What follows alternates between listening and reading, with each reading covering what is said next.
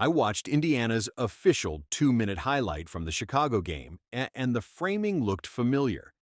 Caitlin Clark scored 26, Kelsey Mitchell scored 27, and two stars appeared to get hot on the same afternoon.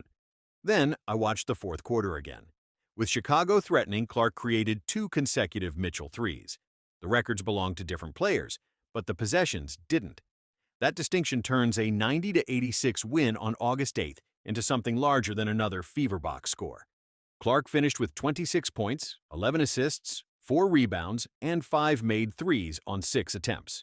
According to the Indiana Fever, it was her 8th career game with at least 25 points, 10 assists, and 5 threes, the most in WNBA history.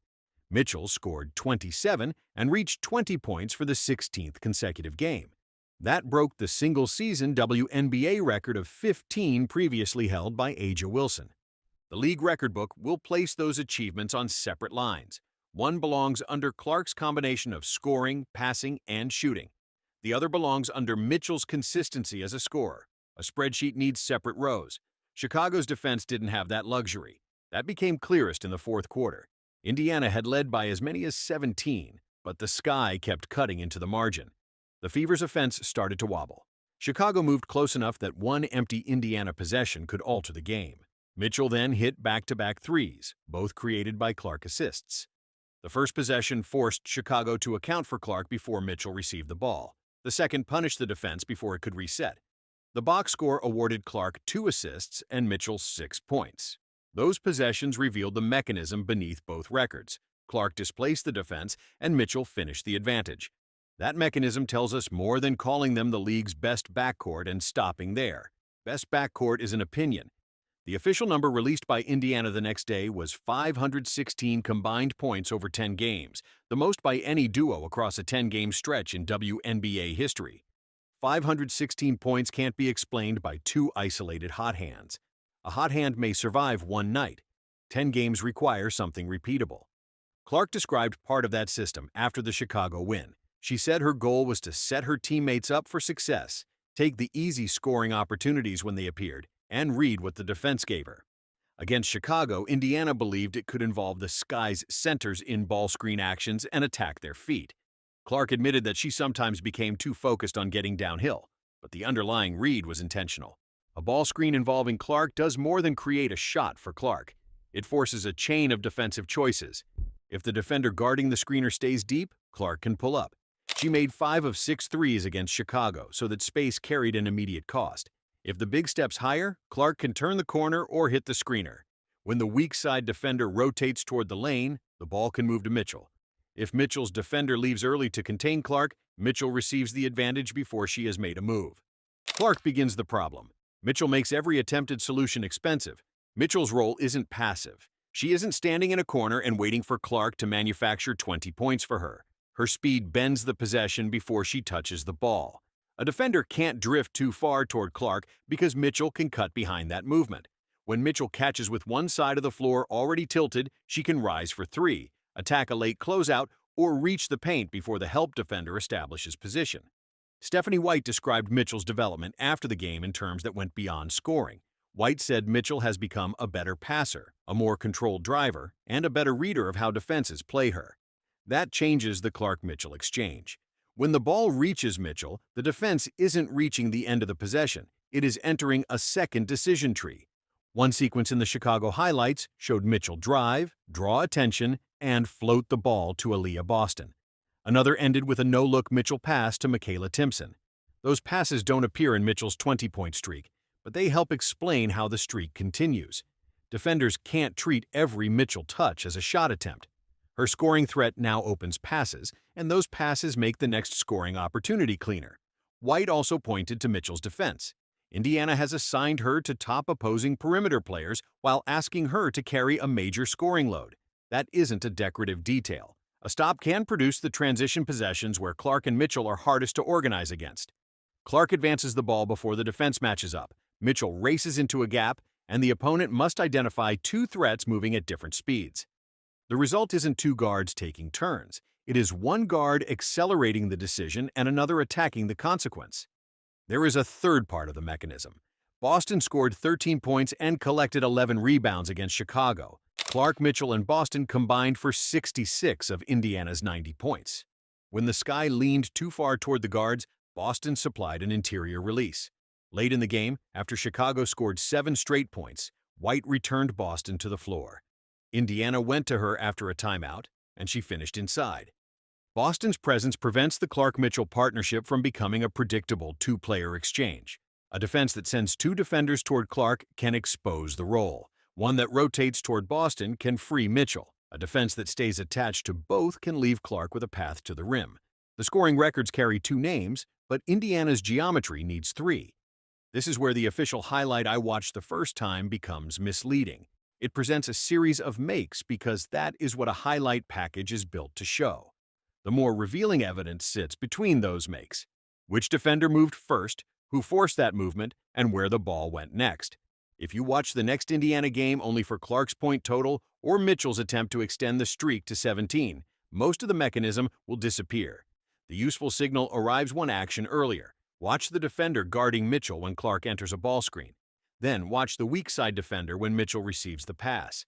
That sequence will show whether Indiana is producing connected offense or surviving on difficult shot making. The distinction matters because Chicago also showed the limit of the current system. Indiana led by 17 and won by 4. The Fever committed 14 turnovers, including 5 in the fourth quarter. Clark accounted for 6 turnovers and said afterward that she had played too fast at times. She also acknowledged that cutting those mistakes in half could have created more points, either through her own scoring or another assist. That is a precise counterweight to the records. Clark's ambition creates possessions that few guards can see, but the same pace can outrun the catch or the read. Some passes arrive through narrow windows. Others ask a teammate to catch, gather, and finish before the defense recovers.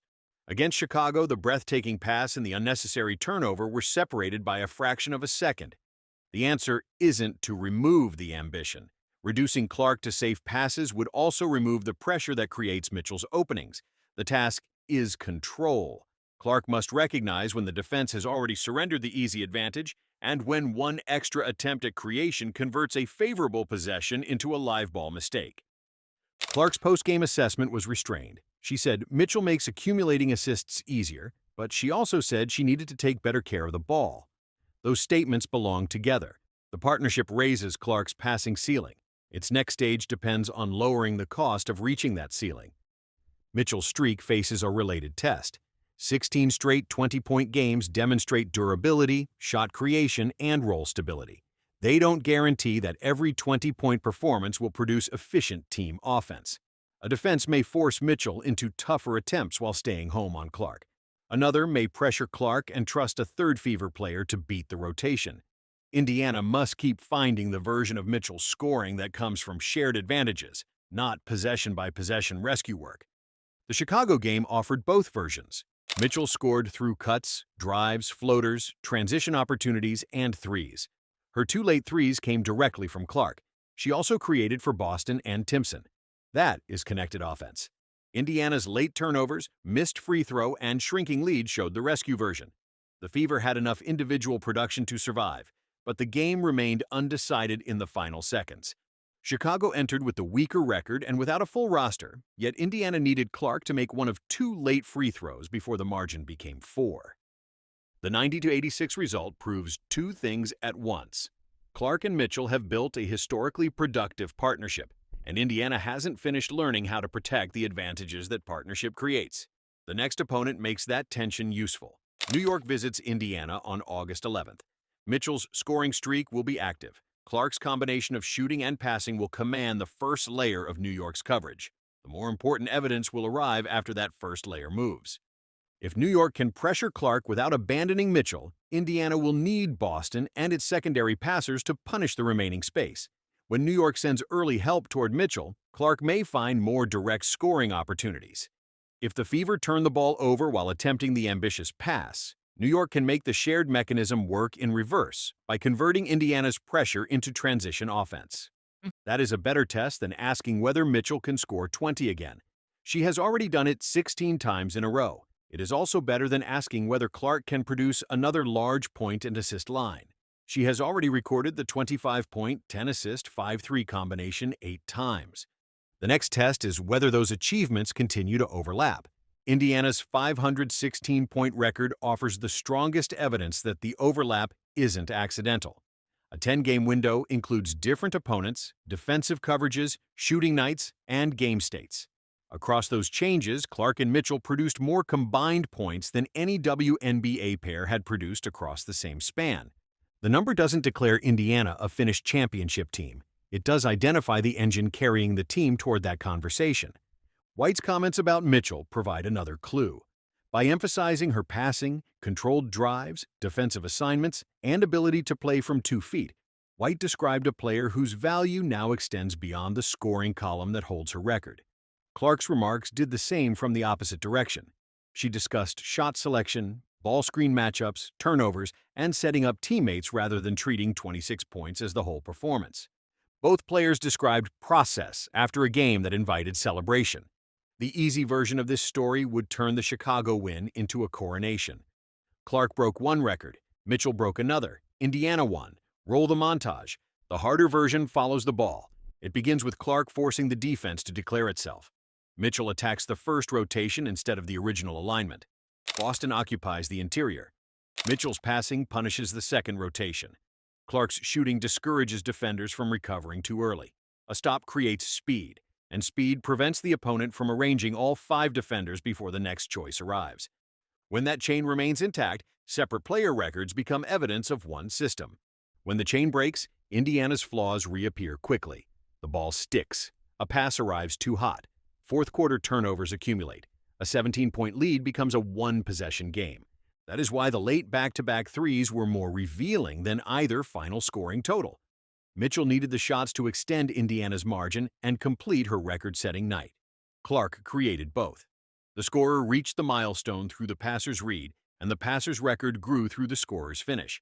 The assist column captured part of the exchange. The record book captured 2 outcomes. Neither captured the defender forced to choose between them. I returned to Indiana's official highlight after seeing the 516-point announcement. The makes looked different the second time. Mitchell's 27 and Clark's 26 weren't parallel performances placed beside each other by chance. They were outputs from the same pressure system, one that Chicago could slow but couldn't separate. On August 8th, the records were different. The possessions were shared.